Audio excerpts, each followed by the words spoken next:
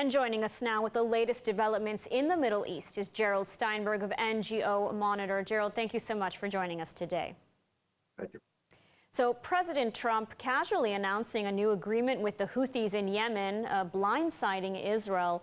Why would he make a unilateral agreement like this and essentially capitulate to the Houthis because they went ahead and announced they won't stop striking Israel?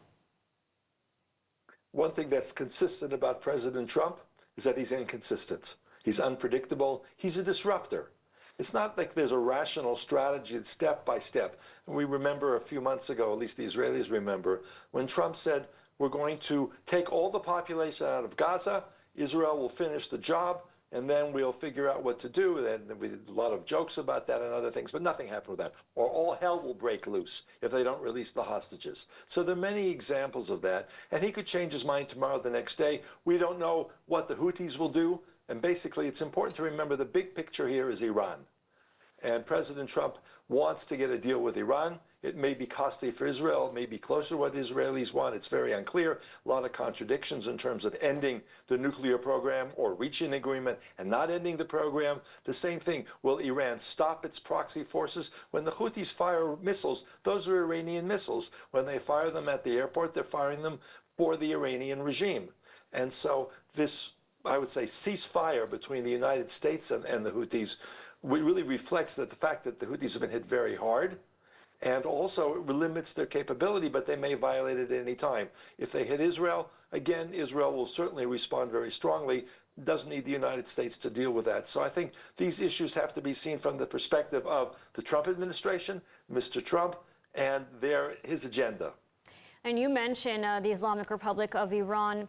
Is this an indication, or should Jerusalem be worried that President Trump may abandon Israel in its fight against the Iranian regime and its proxies, perhaps announce more surprise agreements with the Iranian regime, even leaving Israel out of the discussions as we saw here?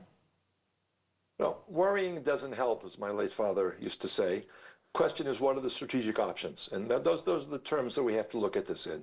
Israel has independent capabilities. Iran is very much weakened.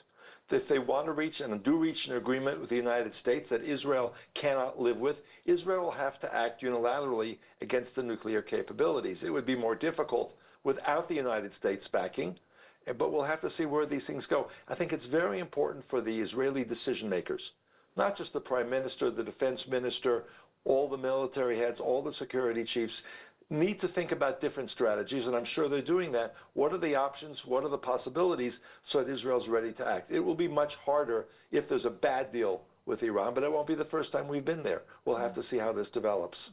Now, President Trump is set to arrive in the Middle East next week. He's also hinted at another big announcement. He's skipping Israel, though. I mean, what's your analysis of this? I think in general for Israelis, not to see the President of the United States on a trip to the Middle East, the first one since his second term began, not stopping in Israel, that's something that Israelis are not comfortable with. He's going to the Saudis. That's important. Those are allies. He wants to sell weapons. He wants to create momentum. He also wants an agreement, a peace agreement between Saudi Arabia and Israel. It doesn't really have to come to Israel in order to do that. If Israel was part of his itinerary, it would be strictly symbolic.